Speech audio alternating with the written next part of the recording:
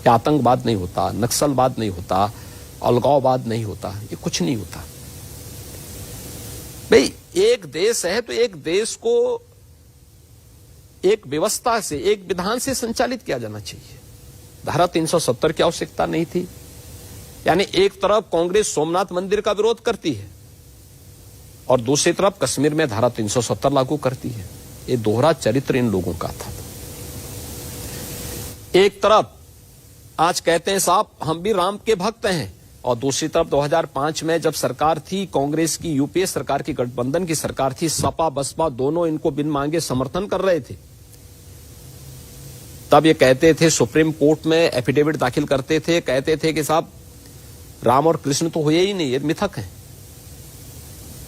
कुछ भी संकोच नहीं हुआ। एक तरफ राम भक्तों पर गोली चलाते थे और दूसरी तरफ आतंकवादियों के खिलाफ दायर मुकदमों को वापस भी लेते थे। ये सपा बसपा इन सबका तो यही कैरेक्टर है। तो क्या इन मुद्दों पे बोलना सांप्रदायिकता तो नहीं हो सकती? अयोध्या में राम मंदिर बनना, काशी में काशी विश्वनाथ धाम का बनना, मथुरा, बरसाना, वृंदावन के समग्र विकास की कार्य योजना को लाना, या प्रयागराज कुंभ होना, मां बिंदुवासिनी के धाम को भव्य स्वरूप प्रदान करना, ये कहां से सांप्रदायिकता है? नहीं, मैं ध्रुवीकरण की बात कर रहा हूं। ध्रुवीकरण कहां से हो रहा है? 80% और 20%। हाँ, ये तो 80 बनाम 20 तो है ही। ये चुनाव 80 बनाम 20 जाएगा। और मैंने आपको पहले कहा कि चुनाव होंगे तो आप रिजल्ट दो, 10 मार्च को आने दीजिए। एक तरफ भारतीय जनता पार्टी होगी जो 3/4 से अधिक सीटों को पा करके प्रचंड बहुमत की सरकार बना रही होगी। दूसरी तरफ कांग्रेस, सपा, बसपा ये सभी दल होंगे जो 20% की लड़ाई के लिए माथापच्ची कर रहे हैं। तो ये 20% कौन है? ये 20% वे लोग हैं जो राम जन्मभूमि का विरोध करते हैं, काशी विश्वनाथ धाम का विरोध करते हैं, मथुरा वृंदावन के भव्य स्वरूप का विरोध करते हैं। ये 20% वे लोग हैं जो जिनकी पीड़ा माफियाओं के साथ में है, जिनकी पीड़ा पेशेवर अपराधियों के साथ में है, जिनकी संवेदना पेशेवर आतंकवादियों के साथ में है, ये वही लोग हैं। आपने कहा था हिंदू विरोधियों को मोदी योगी पसंद नहीं है, मैं अपनी गर्दन भी काट कर रख दूं तो भी वो मुझ पर यकीन नहीं करेंगे। मैं सही बोल रहा हूं? आप एक खास समुदाय की बात नहीं कर रहे? मैं किसी खास समुदाय की बात नहीं कर रहा हूं। जो हिंदू विरोधी हो और राष्ट्र विरोधी है। क्या इस 20% में वो ब्राह्मण भी हैं जो कहा जा रहा है आपसे नाराज है? मुझसे कोई नाराज नहीं है। ब्राह्मण समाज का प्रबुद्ध वर्ग है, समाज को मार्गदर्शक है, और समाज का मार्गदर्शक राम जन्मभूमि मंदिर निर्माण से क्या ब्राह्मण नाराज होगा? काशी विश्वनाथ धाम का भव्य निर्माण होने से क्या ब्राह्मण नाराज होगा? गरीब कन्याओं की शादी हो रही है, क्या इससे ब्राह्मण नाराज होगा? 15 करोड़ लोगों को फ्री में अन्न मिल रहा, क्या इससे ब्राह्मण नाराज होगा? ये बातें वे लोग करते हैं जिनके पास कोई मुद्दा नहीं है। नहीं, वो ये बात कहते हुए ये जिक्र भी करते हैं कि क्या इसी वजह से केंद्रीय मंत्री के ऊपर कोई कार्रवाई नहीं हुई अजय मिश्र टेनी के खिलाफ कि ब्राह्मण और ज्यादा नाराज ना हो जाए। देखिए, हमें एक बात को ध्यान में रखना होगा कि सरकार ने लखीमपुर के मामले में जो कार्रवाई की है, नियमानुसार कार्रवाई की है, और कार्रवाई करने में कोई संकोच भी नहीं किया। लेकिन जो व्यक्ति मौके पे मौजूद नहीं, आप उसको जबरदस्ती कैसे अपराधी बना देंगे? और फिर इस पूरे मामले की मॉनिटरिंग स्वयं माननीय उच्चतम न्यायालय कर रहा है। इसमें राज्य सरकार की भी अब भूमिका नहीं है। माननीय उच्चतम न्यायालय स्वयं इसकी समीक्षा कर रहा है। जब माननीय उच्चतम न्यायालय स्वयं देख रहा है इन सारी चीजों को, तो आप किसी मामले को निष्कर्ष पर पहुंचने के पहले ही जबरदस्ती सूली पे किसी को टांगना चाहते हैं, तो ये तो नहीं हो सकता। एजेंसियां तो वही काम करेगी जो मेरिट पे होगा, और जो काम अब तक मेरिट पे हुआ वही उन्होंने किया। पहली बार ऐसा होगा कि, या यूं कहूं कि पहला बड़ा चुनाव है राम मंदिर निर्माण शुरुआत होने के बाद।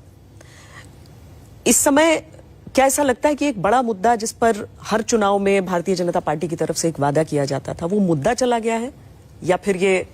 देखिए, हमने मुद्दा कभी नहीं कहा। हमने तो हमेशा ये कहा कि देखिए, हम जो कहेंगे वो करेंगे। हमने 2017 में जो कहा वो करके दिखाया, 14 में जो कहा वो करके दिखाया, 2019 में जो कहा मोदी जी ने वो करके दिखाया। और हम फिर जो कहेंगे वो करके दिखाएंगे। हमने जो कहा था वो करके दिखाया, फिर जो कहेंगे वो करके दिखाएंगे। और भारतीय जनता पार्टी राष्ट्रीय सुरक्षा की दृष्टि से, सुशासन की दृष्टि से और विकास की योजनाओं के माध्यम से रोजगार सृजन, नौजवानों के हितों के लिए भारतीय जनता पार्टी आवश्यक है। तो राम जी भी स्वप्न में आकर कुछ कहते हैं क्या? हाँ, क्यों नहीं, हमारे स्वप्न में तो आएंगे। मेरे स्वप्न में नहीं आएंगे तो किसके स्वप्न में आएंगे? और मैं जरूर देखता हूं कि भगवान राम का आशीर्वाद हम पर है, भगवान कृष्ण का भी आशीर्वाद हम पर है। पर सपने में वो आते हैं अखिलेश जी के। अखिलेश जी को तो कोसने के लिए जाएंगे भगवान कृष्ण। बोलेंगे कि वे कैसे निकम्मे थे कि सरकार बनाने का पूरा अवसर दिया, एक बार नहीं चर बार दिया, और एक बार तो फुल मेजोरिटी की सरकार देती थी। सबसे पहला दंगा उसी मथुरा से इन्होंने कोशिकला से शुरू किया था। प्रदेश में पहले दंगे की शुरुआत कहां से होती है? इनकी सरकार बनने के ठीक 1 महीने के बाद पहला दंगा होता है, यानी 1 महीने के अंदर ही शुरू होता है कोशिकला से। और जब सरकार का कार्यकाल समाप्त हो रहा था उस समय भी इनकी दंगा, अंतिम जो दंगा हुआ था इनका मथुरा में ही हुआ था, जवाहर बाग की घटना। तो भगवान कृष्ण तो उनको कोसने के लिए जाएंगे कि भाई अब कुछ तो लोक लाज रखो। जब मौका चर बार दिया तब तो कहते थे कृष्ण हुए ही नहीं, राम है ही नहीं, और आज जो है कहते हो कि सब कुछ जो है अब हम पे ऊपर छोड़ना चाहते हो, इसलिए तुम्हारे ऊपर आशीर्वाद नहीं, आशीर्वाद तो बीजेपी के ऊपर है। तो मथुरा के लिए भी योजना है? क्यों नहीं, मथुरा के क्यों नहीं बनाएंगे? अयोध्या, देखिए यह हमारा सौभाग्य है कि भारत के सनातन धर्म की परंपरा में जो 7 पवित्र नदियां हैं, 7 में से 3 तो यूपी के अंदर है। अयोध्या भी है, मथुरा भी है, काशी भी है। तो ये तो हमारा सौभाग्य होगा कि इन सभी पुरियों का समग्र विकास के लिए सरकार कुछ कर सके। पर हेमा मालिनी जी ने कहा एक आयोजन में कि मैं तो चाहती हूं कि योगी जी यहां से आए, चुनाव लड़े मथुरा से। देखिए पार्टी तो पार्टी तय करेगी मुझे कहां से चुनाव लड़ना। नहीं, पार्टी तो तय करेगी, लेकिन योगी जी खुद सोचते हैं कुछ कि मैं जैसे गोरखपुर हमेशा से रहा, लोग सोचेंगे कि शायद गोरखपुर से लड़े, लेकिन अयोध्या और मथुरा दोनों जगह प्रतीक्षा हो रही है। मैं क्या कह रहा हूं ना, पार्टी मुझे जहां से कहेगी मैं वहां से चुनाव लड़ूंगा।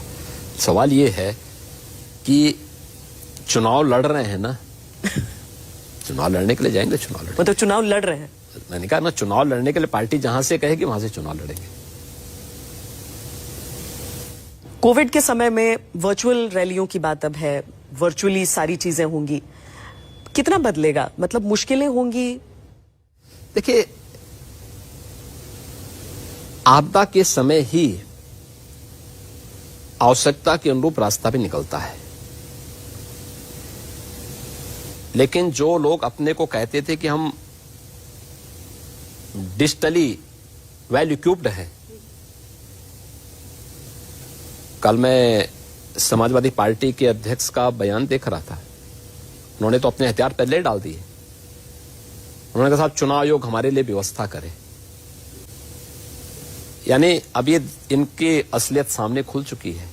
यानी अभी इलेक्शन कमीशन ने इलेक्शन की डेट घोषित ही की और केवल 15 जनवरी तक अभी रैलियों पे रोक लगाई है। और मुझे लगता है रैलियों पे रोक आगे भी हो सकता जाए, क्योंकि अभी तो कोरोना के मामले बढ़ ही रहे हैं, ये तो पीक पे आने में भी समय लगेगा। आपके लिए बेहतर स्थिति होगी कि सारी पार्टियां वर्चुअली आए? वो लोग सब कह रहे हैं कि बीजेपी की व्यवस्था बेहतर है। इलेक्शन कमीशन की जो भी गाइडलाइन होगी हम उसके लिए तैयार हैं। फिजिकली होगा तो फील्ड में उतरेंगे, फिजिकली नहीं होगा तो वर्चुअली जाएंगे। पर क्या सोशल मीडिया पर, चूंकि बीच में एक ऐसा दौर भी आया था जब टूल किट की बात बहुत होती थी और वो जुड़ी हुई थी सोशल मीडिया से ही, और उसमें अगर भारतीय जनता पार्टी आवाज उठाती कि देखो टूल किट का इस्तेमाल हो रहा है, यानी कि सामने जो भी व्यक्ति खड़ा है वो ज्यादा मजबूती से उस चीज का इस्तेमाल कर रहा है, कहीं पर यह लगता है कि मुश्किलें ज्यादा आ सकती हैं, उल्टा ही पड़ सकता है कहीं? देखिए हम लोग चुनौतियों के बीच में काम करने वाले लोग हैं, और मैं इस बात को जानता हूं, यूपी का चुनाव होगा तो यूपी के चुनाव में अगर एक तरफ देश की सकारात्मक ऊर्जा एक सकारात्मक दिशा में काम करने के लिए तैयार बैठी होगी, तो दूसरी तरफ दुनिया की नकारात्मक ऊर्जा भी तो उत्तर प्रदेश के अंदर आकर के अपनी नकारात्मकता को फैलाने का प्रयास करेगी। तो हमें हर प्रकार की चुनौती का सामना करने को तैयार रहना होगा और हम लोग उसके लिए तैयार हैं। प्रियंका वाड्रा कहती हैं लड़की हूं, लड़ सकती हूं। आप लोग उसके बाद महिलाओं को रिझाने के प्रयास में दिखते हैं। कांग्रेस कहती है कि ये हमसे डर रहे हैं।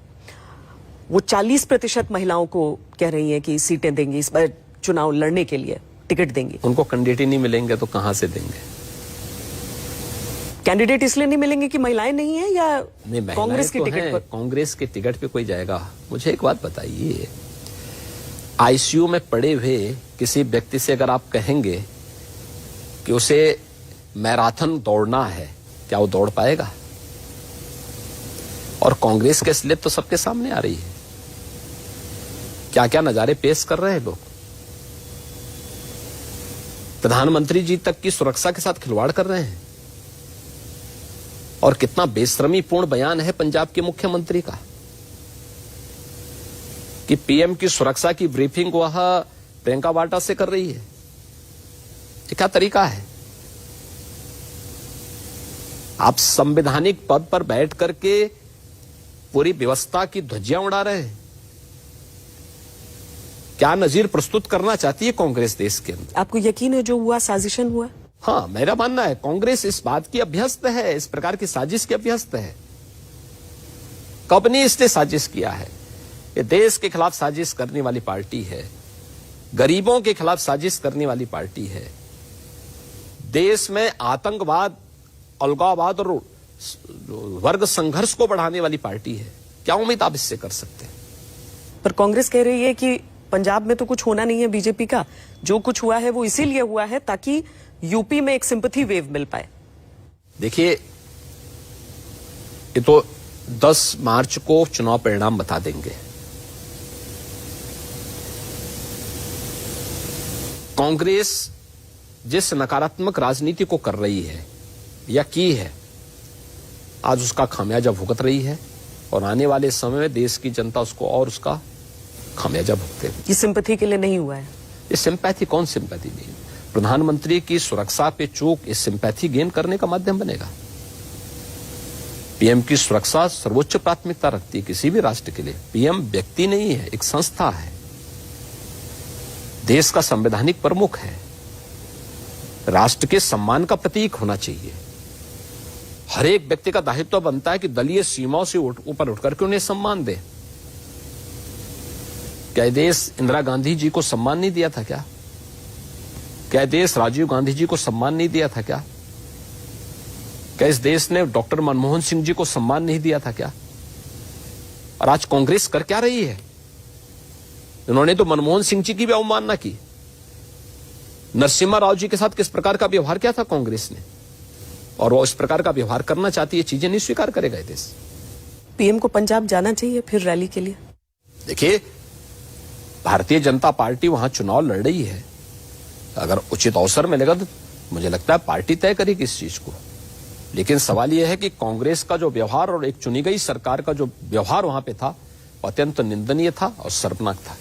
हम उत्तर प्रदेश की तरफ ही आते हैं योगी जी, और आपके जो 5 साल का कामकाज रहा है, एक तो हो गई उपलब्धियां, दूसरी वो कौन सी चीजें हैं जिन पर आपको लगता है कि अभी मैं काम कर रहा हूं और प्रदेश की जनता को इस समय मुझे इसीलिए आगे बढ़ने देना चाहिए, फिर से एक टर्म देना चाहिए कि मैं उसको आगे बढ़ाऊं, या फिर कुछ ऐसी चीजें जो नहीं कर पाए? हमने जितना लक्ष्य रखा था हमने उस कार्य को पूरा किया। हमने जो संकल्प किया था हमने उसको पूरा सब किया। पूरा हो गया एक। हाँ।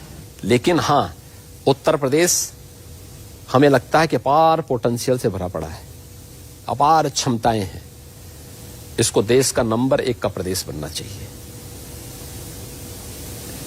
याद करें ना, 2016 के पहले, 15-17 के पहले, 16-17 में जब उत्तर प्रदेश की इकोनॉमी की बात होती थी तो देश की 6ठी अर्थव्यवस्था मानी जाती थी। आज नंबर 2 की आ चुकी है।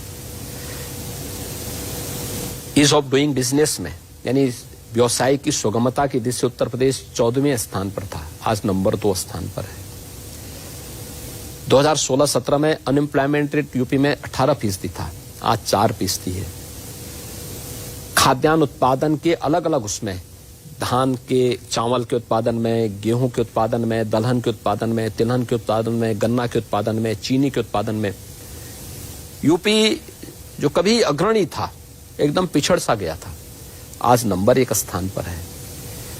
केंद्र सरकार की वे 50 प्रमुख योजनाएं जो गरीब कल्याणकारी हैं, लोक कल्याणकारी हैं, यूपी का स्थान 15 से ऊपर ही होता था, यानी 15 में, 17 में, 18 में, 23 में, 25 में और कुछ में 36वें स्थान पर रहता था। आज उन सभी स्कीम में यूपी नंबर 1 पर है। तो मुझे लगता है कि यूपी हर एक क्षेत्र में नंबर 1 होना चाहिए और प्रधानमंत्री जी के देश की इकोनॉमी को $5 ट्रिलियन की इकोनॉमी बनाने का जो प्रधानमंत्री जी का लक्ष्य है, उसमें यूपी का योगदान होना चाहिए। यूपी की इकोनॉमी भी $1 ट्रिलियन की होनी चाहिए और उस दिशा में जो प्रयास होने चाहिए, जिस दिशा में सरकार ने कदम बढ़ाए हैं, उन लक्ष्यों को प्राप्त करना, उत्तर प्रदेश की प्रति व्यक्ति आय को दोगुने तक हम पहुंचा दिए हैं, लेकिन नेशनल एवरेज तक पहुंचाना, उससे भी आगे लेके जाना, इस पर कार्य किए जाने की आवश्यकता है। उत्तर प्रदेश में ढेर सारी अन्य संभावनाएं हैं जिस फील्ड में सरकार ने जो कार्यक्रम बनाए हैं उसको एक बार और गति दिए जाने की आवश्यकता है। उस दिशा में सरकार प्रयास कर रही है। इसके लिए हम लोग चुनावी समर में हैं। चूंकि कोरोना एक तीसरी लहर के तौर पर एक बार फिर हमारे सामने है, तो कुछ कोविड से जुड़ी हुई मैं सवाल आपसे लेना चाहूंगी योगी जी। कितनी बड़ी चुनौती है इस समय? बहुत तेजी से मामले बढ़ रहे हैं। आपने मुझे सेकेंड वेव के दौरान भी यही पूछा था।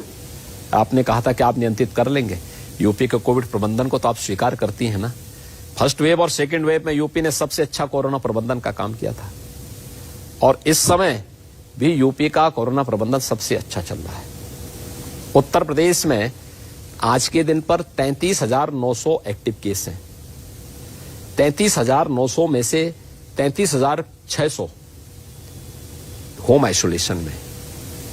300 मामले जो हॉस्पिटलाइज हैं, इसमें से ज्यादातर वे मामले हैं जिनको किडनी की प्रॉब्लम पहले से थी या कैंसर से पीड़ित थे या किसी अन्य गंभीर बीमारी से पीड़ित थे, वे लोग हैं, या फिर कुछ ऐसे मामले हैं जो इंटरनेशनल फ्लाइट से आए थे और उन पे लक्षण देखे गए तो हमने उनको हॉस्पिटलाइज किया है।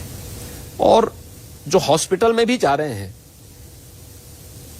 3 दिन से 5वें दिन पे उनकी रिपोर्ट नेगेटिव आ जा रही है।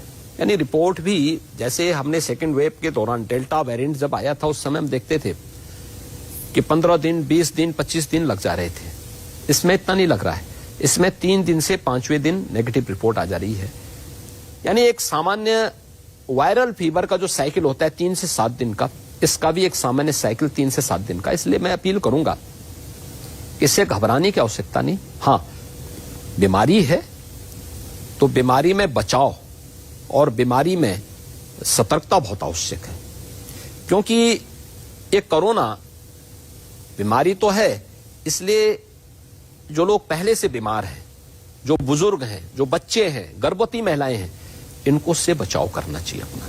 और इसके लिए आवश्यक है कि उस सतर्कता के लिए सरकार कार्य कर रही है। वैक्सीनेशन के ड्राइव को हम युद्ध स्तर पर आगे बढ़ा रहे हैं। प्रदेश में हम लोग अब तक 21 करोड़ 40 लाख लोगों को वैक्सीन दे चुके हैं और युद्ध स्तर पर वैक्सीनेशन की कार्रवाई हमारी चल रही है। अभी 15 से 17 वर्ष के नवयुवकों को भी वैक्सीन देने के लिए जो व्यवस्था भारत सरकार ने बनाई है, उसमें हम लगभग 25 लाख बच्चों को ये वैक्सीन दे चुके हैं। हमारा लक्ष्य है कि 15 जनवरी तक हम इस श्रेणी को 100% वैक्सीनेट कर लें। 15 से 17 के बीच को हमारा प्रयास है कि जनवरी में हम लोग 100% लोगों को फर्स्ट डोज दे दें और सेकेंड डोज भी 75 से 80% लोगों को हम लोग उपलब्ध करवा दें। खासतौर पर अलग अलग चरणों में जो चुनाव होंगे उसको देखते हुए टेस्टिंग हम लोग लगभग 10 करोड़ की तरफ बढ़ रहे हैं। तो आज के दिन पर कोई चैलेंज नहीं है और अगर हमने सेकेंड वेव को नियंत्रित किया है तो हम लोग फर्स्ट डोज को भी, हम लोग अपने जो थर्ड वेव को भी नियंत्रित कर लेंगे। और घबराने की आवश्यकता, मैं फिर अपील करूंगा कि इसमें कोई घबराए ना, लेकिन बचाव और सतर्कता सावधानी जरूर रखें। एक दूसरा, वैक्सीन के डोज जिन्होंने नहीं ली वह जरूर वैक्सीन के डोज लें। और एक मेरी मीडिया से अपील जरूर होगी कि हम लोग आपदा के समय, संकट के समय अनावश्यक नेगेटिविटी न क्रिएट करें, नकारात्मकता न दिखाएं। जो लोग तीसरे दिन, चौथे दिन, 5वें दिन ठीक होके जा रहे हैं, नेगेटिव जिनकी रिपोर्ट आ जा रही है, उनके इंटरव्यू अगर हम दिखाएंगे तो लोगों में एक उत्साह आएगा, लोग बीमारी को छुपाएंगे नहीं, क्योंकि बीमारी को छुपाने का मतलब क्या है? बीमारी को छुपाने का मतलब यह है कि हम लोग जो हैं बीमारी को छुपाते जब हैं तो जो भी उनके संपर्क में आएगा वो सभी लोग इन्फेक्ट होंगे। जब एक बार पता लगेगा कि इस व्यक्ति को कोविड पॉजिटिव है तो 3 दिन के बाद 4 दिन के बाद अपने आप नेगेटिव आ जाएगा। 3 दिन 4 दिन अगर वो व्यक्ति थोड़ी भी सावधानी बरत लेगा तो अन्य लोगों को इन्फेक्शन की चपेट में आने से बचा लेगा। एक दूसरा, वैक्सीन जरूर ले लें। ये देखा गया कि जिन्होंने दोनों डोज ले रखी हैं उन लोगों पर इसका असर बहुत सामान्य वायरल फीवर जैसा है। जिन लोगों ने वैक्सीन नहीं ली है उनमें थोड़ा ज्यादा प्रभाव देखने को मिल रहा है, लेकिन फिर भी खतरनाक नहीं है और मुझे लगता है घबराने की आवश्यकता नहीं। हम थर्ड वेव को पूरी तरह नियंत्रित कर लेंगे। पहले हम देखते थे कि चूंकि अधिकतर पत्रकार मुझे लगता है दिल्ली नोएडा बॉर्डर से बहुत ज्यादा सब वाकिफ रहते हैं, तो दिल्ली के बैरिकेड लगते थे, उससे पहले यूपी का बैरिकेड लग जाता था नोएडा शहर का। वहां पर चेकिंग होती थी कि आप कौन है, कहां जा रहे हैं, बेमतलब का तो नहीं जा रहे हैं। इस बार दिल्ली ने बैरिकेड लगाए, यूपी ने नहीं लगाए। क्या ये चुनाव के कारण है या फिर इसलिए कि आपको लॉकडाउन की या कर्फ्यू की आवश्यकता नहीं लग रही है? हमने देखिए लॉकडाउन हमारे यहां केवल तभी लगा था जब लॉकडाउन पूरे देश के अंदर था। नहीं योगी जी, कड़ाई तो जितनी यूपी ने की, जिस तरीके से नोएडा में आपका वीकेंड कर्फ्यू हो जाता था, दिल्ली नहीं रहता था, इस बार वो चीज नहीं नजर आ रही है। क्या आपको कर्फ्यू की आवश्यकता नहीं लग रही? देखिए है क्या कि हमने सेकेंड वेव के दौरान केवल नाइट कर्फ्यू रखा था, कंटेनमेंट जोन बनाए थे और हम लोगों ने डोर टू डोर स्क्रीनिंग की थी निगरानी समितियों के माध्यम से, और निगरानी समितियों के माध्यम से हम लोगों ने मेडिसिन किट का वितरण हर घर तक पहुंचाया था। रैपिड रिस्पांस टीम के माध्यम से हर एक संदिग्ध व्यक्ति की जांच की थी। सेकेंड वेव के दौरान हमने कोई कार्यालय बंद नहीं किया, कोई उद्योग धंधे बंद नहीं किए, क्योंकि उद्योग धंधों को बंद करने का मतलब बड़े पैमाने पर श्रमिकों को बेरोजगार कर देना था। फर्स्ट वेव के दौरान हम लोगों ने श्रमिकों को व्यवस्था दी थी, भरण पोषण भत्ता भी दिया था। उद्योगों से हमने कहा था कि भाई देखो इनको बिठा करके पूरा मानदेय दो, लोगों ने दिया भी। लेकिन सेकेंड वेव के दौरान हम लोगों की समझ में आया कि नहीं, हमें इसको अनावश्यक पैनिक बनाने की बजाय बचाव के उपाय करने चाहिए। हमने हर एक जगह कोविड हेल्प डेस्क बनाए, कोविड केयर सेंटर बनाए, ऑक्सीजन कंसंट्रेटर उपलब्ध करवाए और हम लोग बहुत अच्छे ढंग से इसको नियंत्रित कर लिए थे। हमने second wave, first wave, second wave के अनुभव का तीसरे वेव पे ले रहे, तीसरे उस पर भी हम लोगों ने लागू किया है। नाइट कर्फ्यू हमारे यहां रात्रि 10 बजे से सुबह 6 बजे तक का लागू हो चुका है। इस डोर टू डोर स्क्रीनिंग की कार्रवाई हमारी युद्ध स्तर पर चल रही है और हम लोग हर एक अभियान को युद्ध स्तर पर चला रहे हैं। व्यापक पैमाने पर वैक्सीनेशन चल रहा। हमारे यहां 15 लाख से 20 लाख वैक्सीन पर डे हम दे रहे हैं। 2 लाख से 2.5 लाख तक टेस्टिंग हमारी पर डे हो रही है। हमारे पास पर्याप्त मात्रा में बेड्स हैं, दवा भी है, वैक्सीन भी है और 15 करोड़ लोगों को फ्री में राशन भी हम लोग उपलब्ध करवा रहे हैं। आज कोई चैलेंज नहीं होगा, और क्योंकि इसमें 99% से अधिक लोग तो घर में रह के ठीक हो जा रहे हैं। एक सामान्य वायरल की तरह उनके पास फीवर है, इसलिए बहुत घबराने की आवश्यकता नहीं। थर्ड वेव को बहुत अच्छे ढंग से हम लोग नियंत्रित करेंगे। आपके मैनेजमेंट पर कोई सवाल नहीं है? आप उन प्रमुख मुख्यमंत्रियों में से हुआ करते थे जो कि सड़क पर नजर आए कोविड के समय। आप खुद इन्फेक्शन आपको झेलना पड़ा, लेकिन 3 मुद्दों पर आप पर सवाल उठे। गंगा जी की लाशें, जिसका आप खंडन कर चुके हैं, बीजेपी के भीतर से लोगों की चिट्ठियां व्यथित कि हमें व्यवस्था नहीं मिल पा रही है, बेहतर होने की आवश्यकता है, और तीसरी चीज थी कि पंचायत चुनाव जब उत्तर प्रदेश में चल रहे थे तो लोगों ने वाकई, और क्योंकि वो पीक था सेकेंड वेव का, तो लोगों ने जान गंवाई थी। तो ये समझना चाहेंगे प्रदेश के लोग कि क्या हम उन सारी सूरत हाल से आगे बढ़कर एक नई तैयारी देख रहे हैं? देखिए, हम उससे बहुत आगे निकल चुके हैं। तो सर एक चीज हमें देखना होगा, उत्तर प्रदेश की आबादी है 25 करोड़, महाराष्ट्र की आबादी है 12 करोड़। कोविड प्रबंधन का मानक क्या है? अगर मैं देश के अंदर ही बात करता हूं तो उत्तर प्रदेश की 25 करोड़ की आबादी है। हम लोग 9 करोड़ 39 लाख से हमारी 9 करोड़ 39 लाख से ज्यादा हमारे लगभग 10 करोड़ के आसपास हमारे टेस्टिंग हमारी हो चुकी है अब तक, और 21 करोड़ 40 लाख से अधिक लोगों को हम वैक्सीन की डोज दे चुके हैं। ऐसा भी नहीं कि कोई छुपा ले मौत के आंकड़ों को, तो नेशनल पोर्टल पे आता है, किसी की डेथ होती है तो वहीं हॉस्पिटल से सारे डाटा उसमें चले जाते हैं। महाराष्ट्र में 12 करोड़ की आबादी में कितने लोग कोविड पॉजिटिव हुए, कितने लोगों की डेथ हुई, अगर यूपी से आप उसकी तुलना करेंगे तो यूपी से 6 गुना मौतें महाराष्ट्र में हुई। यूपी में 22,900 मौतें हुई हैं मार्च 2020 से लेकर के अब तक। वो तो कह रहे हैं आप छुपा रहे हैं ना। नहीं, मैं छुपाने की कोई गुंजाइश ही नहीं हो, तब गुंजाइश हो तब ना कोई छुपाए। देखिए, तो एक एक डेथ होती है और डेथ की ऑडिट उसी दिन हो जाती है और ये पूरे भारत सरकार की साइट में सीधे पहुंच जाता है। हमारे पास डाटा बाद में पहुंचता है, पहले वहां डाटा जाता, फिर वहां से डाटा हमारे पास वापस आता है, इसलिए छुपाने की गुंजाइश कहीं नहीं रहती। दूसरा, जितने टेस्टिंग होते हैं, कोई भी कोविड पॉजिटिव आएगा, सभी चीजें होंगी। अमेरिका और उत्तर प्रदेश की तुलना कर लें। अमेरिका की आबादी कितनी? 33 करोड़ है, यूपी की है 25 करोड़। 33 करोड़ की पॉपुलेशन में अमेरिका में मौतें हुई हैं 6.5 लाख, और 25 करोड़ की आबादी में यूपी में मौतें हुई हैं 22,900। हर मौत दुखद है, महामारी भी है, यह भी हमें स्वीकार करना होगा। अमेरिका का हेल्थ इंफ्रास्ट्रक्चर यूपी से कई गुना ज्यादा अच्छा है, लेकिन कोविड प्रबंधन यूपी का बेहतरीन है। अमेरिका से बेहतर क्या? मैं क्या कह रहा हूं, हाँ, अमेरिका से बेहतरीन मैं अपने को कहूंगा। इसलिए कहूंगा मैं क्योंकि हम अपने यहां लोगों के जीवन को बचाने में सफल हुए हैं। हमारे लोगों ने अनुशासन माना है। 6.5 लाख और 22,900 में अंतर होगा, हमें इस चीज को तो देखना होगा। जब हम तुलना करें तो इन चीजों से तुलना करें। ब्राजील और यूपी की आबादी लगभग बराबर है। यूपी की 25 करोड़ है, ब्राजील की 22-22.5 करोड़ है। ब्राजील की मौतें यूपी से कई गुना ज्यादा है। तो अगर हम तुलना करें तो इससे करें। योगी जी, आपका जो पूरा समय रहा है, और इसलिए मैं कह सकता हूं कि सेकेंड वेव खतरनाक थी, बहुत तीव्र संक्रमण था।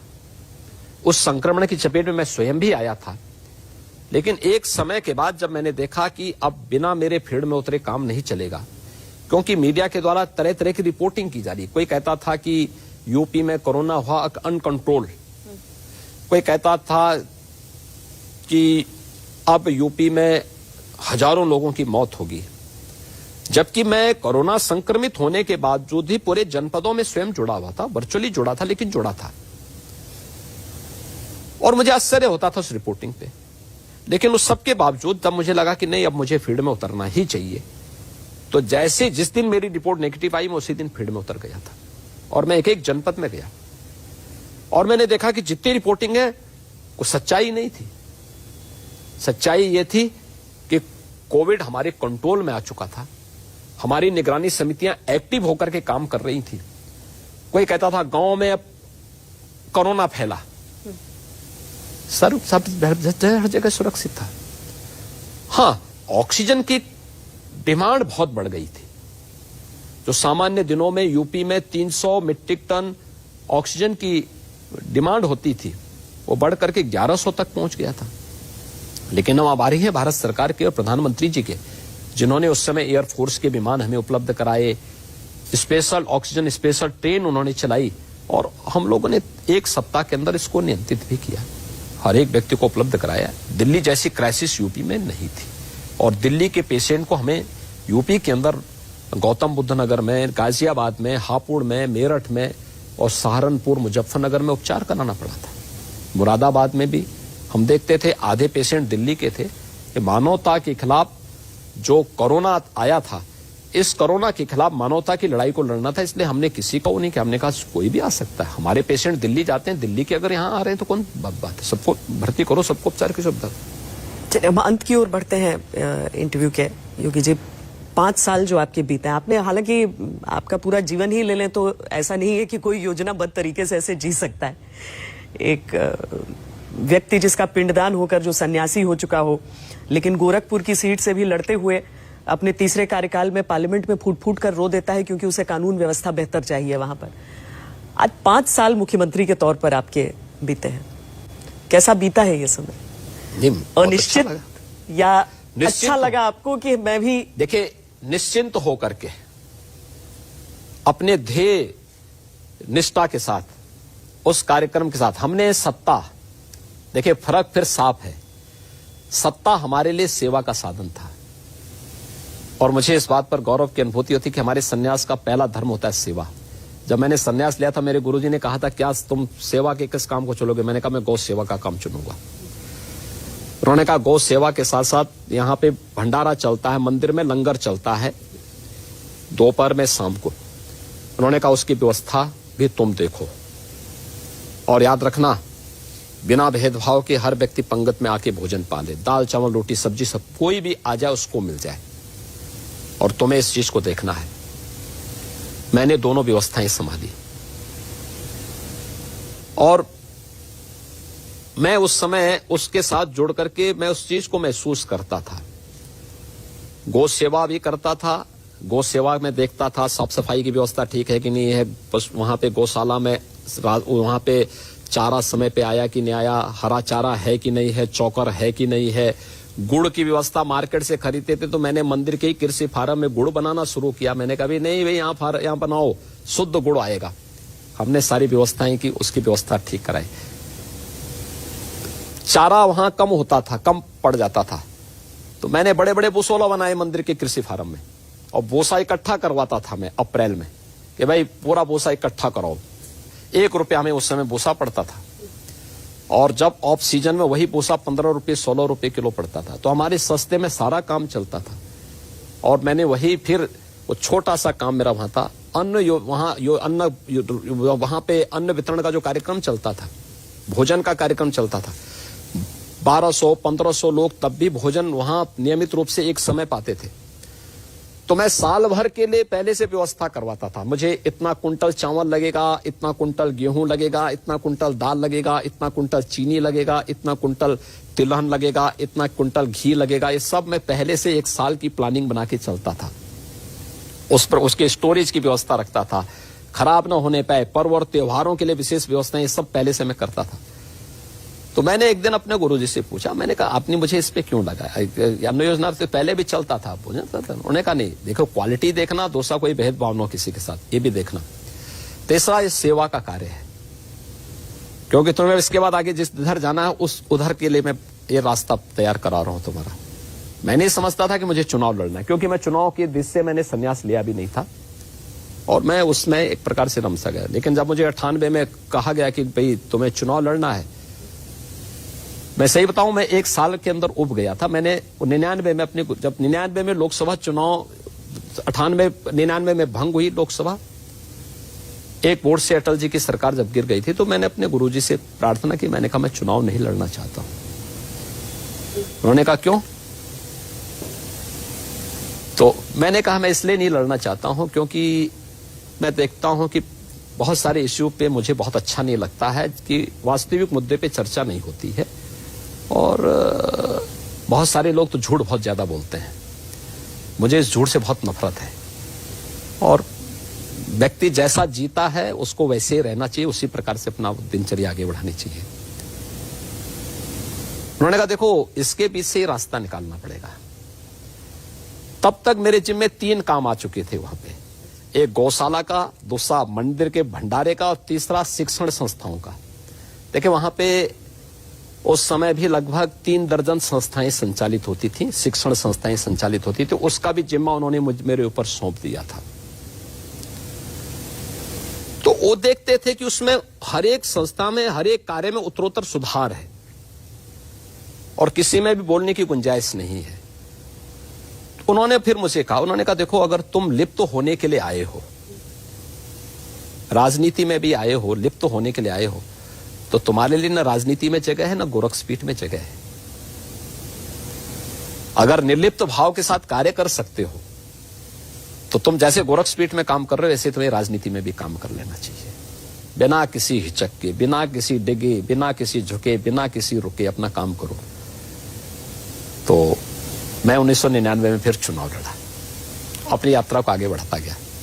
और मैं जब मुझे मोदी जी ने, अमित शाह जी ने जब मुख्यमंत्री पद का दायित्व दिया कि नहीं मुख्यमंत्री के रूप में, पार्टी ने कहा कि आप मुख्यमंत्री बनेंगे, मुख्यमंत्री के रूप में काम देखिए, मैंने एकदम पीछे नहीं हटा। मैंने कहा ठीक है, दायित्व है, मैं जानता हूं उससे पहले मेरा नाम कहीं नहीं था, मैं सामान्य प्रचार करता था, मुझे दायित्व मिला, लिया। संकल्प पत्र विमोचन के कार्यक्रम में मुझे बुलाया गया था, मैं था, मैंने संकल्प पत्र पढ़ा था। और इसीलिए जैसे शपथ लेने के बाद मैं प्रधानमंत्री जी का मार्गदर्शन लिया, माननीय अमित शाह जी का मार्गदर्शन लिया, और उसके बाद मैं फिर लेने के बाद आया, मैंने यहां पे हर एक विभाग का प्रेजेंटेशन शुरू कर दिया। और प्रेजेंटेशन के साथ ही, यानी किसी को पता ही नहीं कानो कान, लेकिन उनको सबको, जिन विभागों का मैं प्रेजेंटेशन लेता था उनको उसी समय लक्ष्य दे देता था कि हमारा संकल्प पत्र ये है। मैं ये नहीं बोलता था हमारा संकल्प पत्र है, मैं कहता था भाई इसको हमें यहां तक लेके जाना है, पहले साल में ये, दूसरे में ये, तीसरे में ये। हमने सबको काम उसी दौरान सौंप दिए, और यही परिणाम है कि आज हम लोग 43 लाख गरीबों को जब मकान दे दिए हैं ना, 2,61,00,000 गरीबों के जब शौचालय बन गए हैं, आज जब यूपी की बेटियां बेधड़क सड़कों पे निकलती हैं, उत्तर प्रदेश पुलिस में, आप आश्चर्य करेंगे, आपके लिए महत्वपूर्ण डाटा हो सकता है, 1947 से 2017, 70 वर्षों में उत्तर प्रदेश पुलिस फोर्स में जितनी पुलिस महिला कार्मिक थी, आज उससे 3 गुना ज्यादा है। आप देख सकते हैं, अंतर देख सकते हैं, फर्क क्या आया है। 3 गुना ज्यादा महिला पुलिस कर्मी और अधिकारी आज के दिन पर हैं। ये सभी पिछले 5 वर्षों के दौरान आई है। ऐसे ही महिला शिक्षकों की, उसमें हमने हो हल्ला नहीं किया, लेकिन साइलेंटली उस कार्य को किया जो महिलाओं को उसका अधिकार और उसको सम्मान देना चाहिए था। आज इसलिए मिशन शक्ति का कार्यक्रम यूपी में बहुत प्रमुखता के साथ आगे बढ़ रहा है। तो मैं तो इस बात को मानता हूं कि मैंने अपने संन्यास को भी सार्थक किया है, कि सेवा के उस कार्यक्रम को, क्योंकि मेरा सेवा का कार्यक्रम, गरीब का मकान बन गया, मेरा संन्यास का धर्म है ये। तो 300 पार का ही टारगेट अभी भी रखा हुआ है या 325 प्लस हम लोग सीटें पाएंगे? 325 प्लस एकदम पाएंगे। बहुत बहुत धन्यवाद योगी जी, हमसे धन्यवाद, बातचीत करने के लिए। नमस्ते।